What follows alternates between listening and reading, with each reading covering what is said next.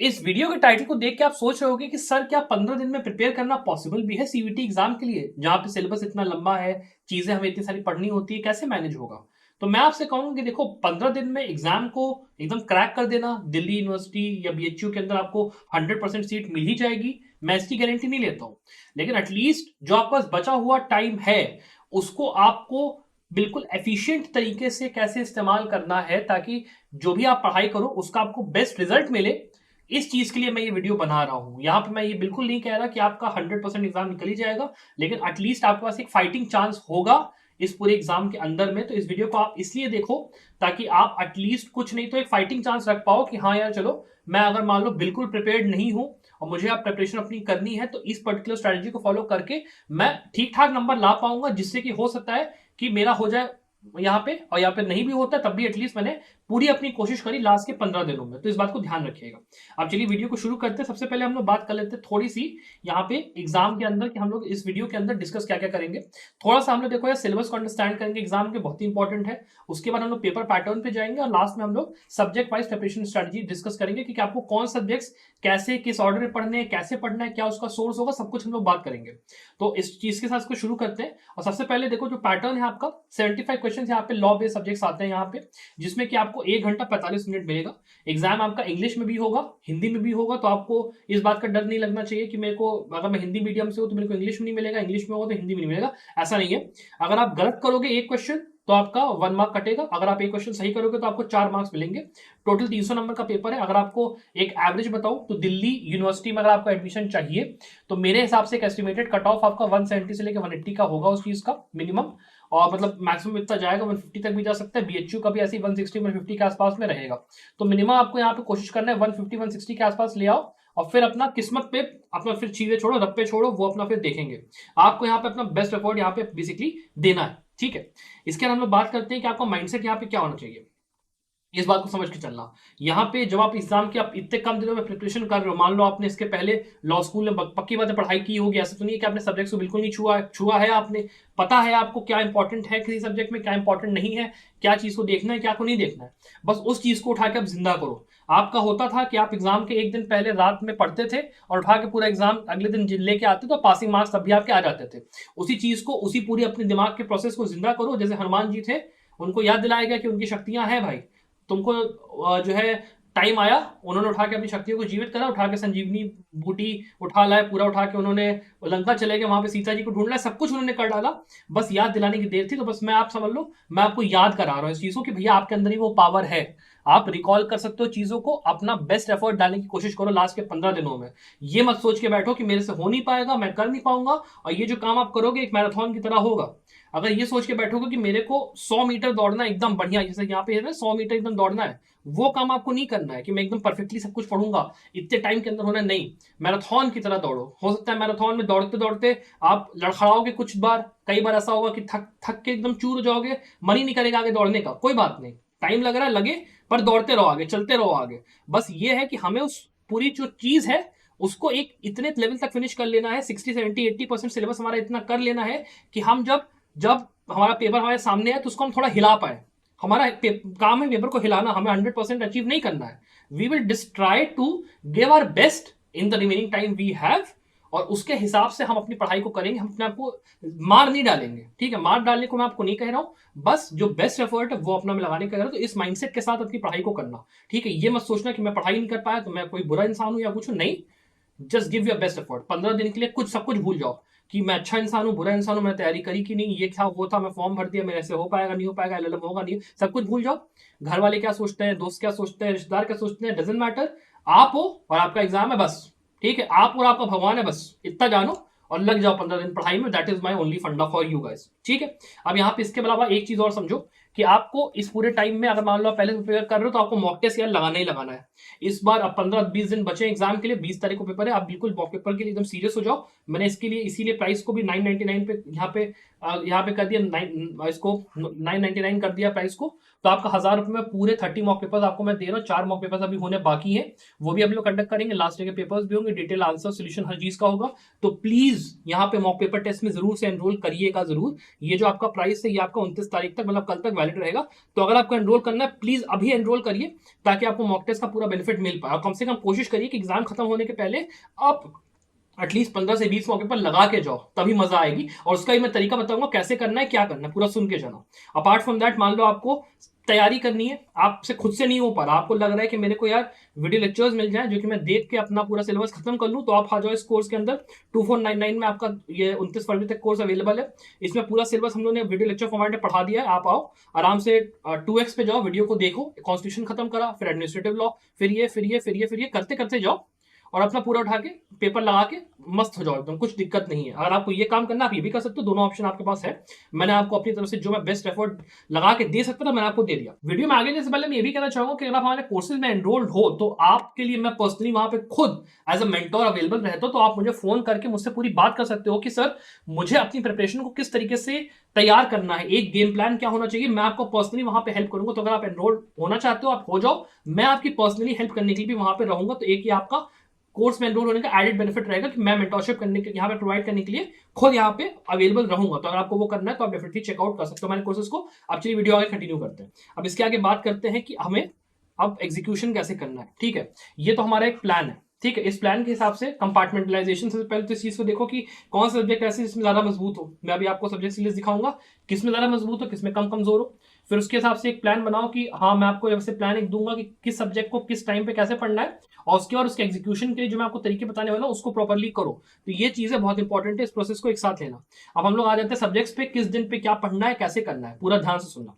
देखो सबसे पहले डे 1 जब आपका आता है तो वहां पे आप कॉन्स्टिट्यूशनल लॉ को और एडमिनिस्ट्रेटिव लॉ को साथ में पढ़ रहे हो।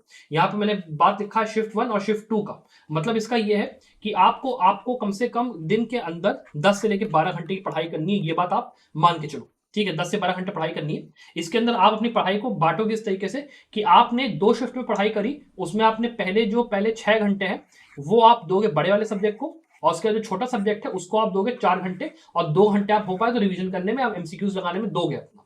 इस तरीके से अगर आपने अपना पूरा बना लिया दिन का प्लान तो आप भैया सिकंदर हो। ठीक है, आप मतलब इस पेपर को आराम से कर सकते हो, कोई दिक्कत नहीं है। और ये ध्यान रखना कि हमें मैराथन की स्ट्रेटजी से जाना है। हमें ये नहीं कि 100 मीटर की रेस दौड़नी, हमको सब कुछ परफेक्टली पढ़ना है, नहीं।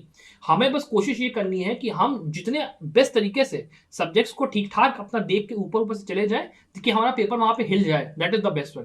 और उसको करने का सही तरीका क्या है, bare act, plain and simple bare act का इस्तेमाल करिए। जैसे कॉन्स्टिट्यूशन आपने खोला, कॉन्स्टिट्यूशन की बेयर एक्ट खोलिए, 1 से लेके लास्ट के आर्टिकल तक अपना पूरा पढ़ डालिए। आपको पता है इंपॉर्टेंट पार्ट्स कौन से, पार्ट 3 आपका इंपॉर्टेंट है, आपका जो पूरा ये एग्जीक्यूटिव का पार्ट इंपॉर्टेंट, जुडिशरी का पार्ट इंपॉर्टेंट है। आपको ये पता है कि अमेंडमेंट जो आपके अमेंडमेंट का पार्ट इंपॉर्टेंट है, आपका जो यहाँ पे कॉन्स्टिट्यूशन के अंदर एविडेंसी पावर्स उसका पार्ट इंपॉर्टेंट। उन सब चीजों को अच्छे से देखते जाइए, बेराक की रीडिंग करते जाइए। आपको लग रहा है तो आप उठा के वीडियोज हैं यूट्यूब के ऊपर, आप जाइए वहां पे आपको कॉन्स्टिट्यूशन के अंदर 1 घंटे 2 घंटे के अंदर पूरा एक रिफ्रेशर दे दिया गया है। आप उन वीडियोस को जाके देखिए, आपको मिल जाएंगे अच्छे अच्छे वीडियोस यहाँ पे बनाए गए। बस इतना लिखिए कॉन्स्टिट्यूशनल लॉ इन 1 गो। ठीक है, 1 घंटे में 2 घंटे में उन्हें पूरा खत्म। आप उस वीडियो को थोड़ा सा धीमे धीमे करके देखिए, उसके हिसाब से पूरा बैराक पलटिए, उसके अंदर जो कमेंट्स लिखे हैं उसके साथ उसको पूरा पढ़ते जाइए और उठा के पूरा पढ़ के खत्म करिए। कॉन्स्टिट्यूशन को आपको ऐसे ही करना है, सेम कर एडमिन के साथ भी करना है। सिलेबस आपके पास सीवीटी ने दिया हुआ है, उसके हिसाब से टॉपिक्स को आप जाइए, नेट पे खोजिए, नोट्स आपको मिल जाएंगे, नहीं तो आपको वीडियोस मिल जाएगी, वहां से आप उसको करके सीधे खत्म करिए।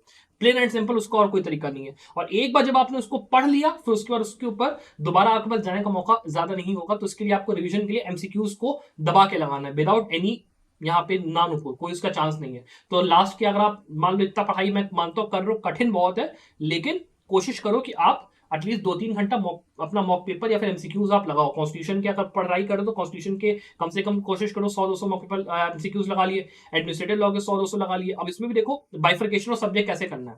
ये जो आपके शिफ्ट 2 वाले जितने सब्जेक्ट्स है ना, ये वो सब्जेक्ट्स है जो उतने इंपॉर्टेंट नहीं है, और ये वो सब्जेक्ट्स है जो कि आपने जनरली कम पढ़े हैं। इसमें कुछ एक्सेप्शन, जैसे मान लो हिंदू लॉ का एक्सेप्शन में लेता हूं कि ये आपका इंपॉर्टेंट सब्जेक्ट है, लेकिन इसका जो वेटेज है वो उतना नहीं है कंपेयर टू अगर आप बात करते हो कि मैं कहता हूं मुस्लिम लॉ है या फिर मान लो कंपनी लॉ है, सीपीसी है, ये सब ज्यादा इंपॉर्टेंट सब्जेक्ट्स हैं। तो आपको उस हिसाब से भी लेके चल रहा है। कुछ सब्जेक्ट्स ऐसे हैं जिसमें आपको बता दूंगा अभी, कुछ सब्जेक्ट्स ऐसे हैं जिसका की वेटेज ज्यादा है, उनको आपको जरा टाइम देना है। कुछ सब्जेक्ट्स कम टाइम वाले उनको आपको कम टाइम देना है। तो जैसे कॉन्स्टिट्यूशन हो गया, उसको आपको जरा टाइम देना है। आपका आईपीसी हो गया, that is the important subject, उसको आपको जरा टाइम देना है। एविडेंस को जरा टाइम देना है, सीआरपीसी को जरा टाइम देना है। कंपनी लॉ को, जूरिस्प्रूडेंस को, कॉन्ट्रैक्ट्स को, इंटेलेक्चुअल प्रॉपर्टी राइट्स को, इंटरनेशनल लॉ को, उसके बाद आपका सीपीसी हो गया, उसको आपको जरा टाइम देना है यहाँ पे। फिर आपका हिंदू लॉ जो यहाँ पे मैंने इसको लिख दिया है, उसको आपको जरा टाइम देना है।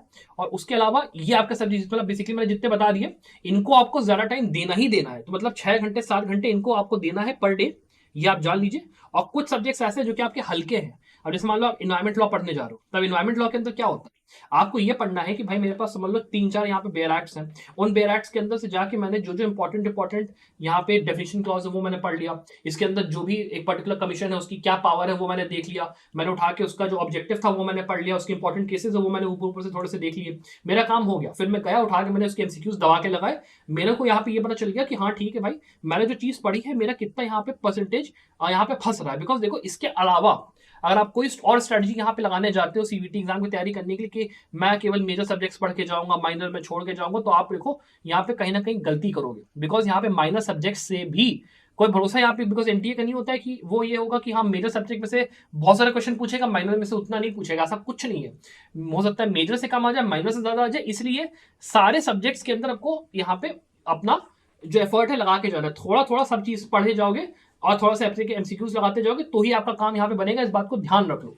और इसको एकदम मैराथन की तरह पढ़ो कि नॉन स्टॉप पढ़ाई कर रहे हैं, एमसीक्यूज लगा रहे हैं, एमसीक्यूज गलत हो रहे हैं कोई बात नहीं, उसको जाओ एमसीक्यू का जो आंसर है उसको देखो और अपना आगे बढ़ो, जरा उसमें दिमाग मत लगाओ। ठीक है, मेन बात इस बात का ध्यान रखना कि दिमाग उसमें आपको नहीं लगाना है। ठीक है, 15 दिन की स्ट्रेटजी में आप इसलिए दे रहा हूं बिकॉज आपको मुझे ये भी पता है कि 5 दिन, जो 20 दिन अभी बचे हैं उसमें से 5 दिन आप कम से कम कोशिश करो कि आप मॉक पेपर भी लगाओ, कोशिश ये करना। और इसके अंदर भी जैसे मान लो कुछ दिन ऐसे होंगे, जैसे मान लो डे 7 आप ले लो।